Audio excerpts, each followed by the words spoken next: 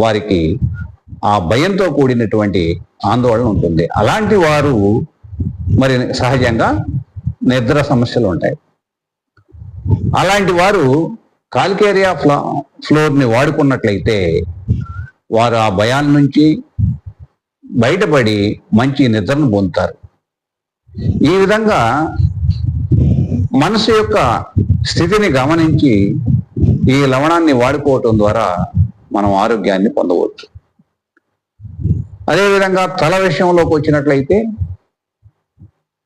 తలలో కంతులు బయలుదేరి, మామూలు కంతులైనా రక్త కంతులైనా అలా కంతులు బయలుదేరినట్లయితే మనకి ఈ లవణాన్ని వాడుకోవటం ద్వారా వాటిని తగ్గించుకోవచ్చు.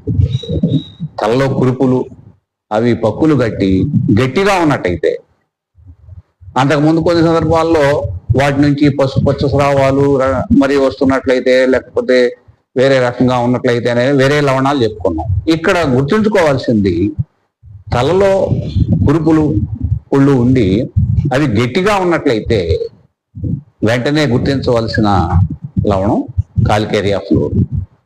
ఆ గట్టితనం అనే అంశాన్ని ఒక తలలోనే కాదు, ఎక్కడైనా సరే శరీరంలో ఎక్కడైనా ఆ విధంగా గట్టి కంతులు ఉన్నట్లయితే వెంటనే కాల్కేరియా ఫ్లోర్ని వాడుకొని మనం ఉపశమనం పొందవచ్చు. ఈ విధంగా తలలో లక్షణాలను ఆధారంగా చేసుకుని ఈ కాల్కేరియా ఫ్లోర్ని ఎంచుకోవచ్చు. అలాగే కళ్ళు చదివేటప్పుడు కళ్ళు ఇబ్బందికరంగా ఉండటం, చదివేటప్పుడు కానీ రాసేటప్పుడు కానీ చూపు మందగించటం, అలాగే కంటి నొప్పులు. ఆ కంటి నొప్పులు ఎలా ఉంటాయంటే మనం కంటిపై అదిమినట్లయితే నొప్పులు తగ్గుతాయి, కళ్ళు మూసుకుంటే నొప్పులు తగ్గుతాయి. మరియు ఈ కనురెప్పల మీద కంతులు కానీ చిన్న చిన్న పురిపురు లాంటి కానీ వచ్చినట్లయితే అలాంటి సందర్భాల్లో కూడా కాల్కేరియా ఫ్లోర్ పనిచేస్తుంది.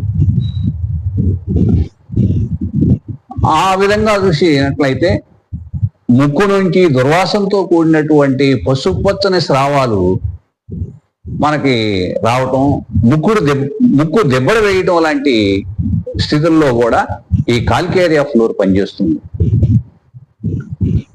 చెవులకు సంబంధించి చెవు నుంచి దుర్వాసనతో కూడినటువంటి స్రావాలు రావటం, మాట వినపడకపోవడం లాంటి సందర్భాల్లో కూడా మనం కాల్కేరియా ఫ్లోర్ని గుర్తుంచుకోవాలి.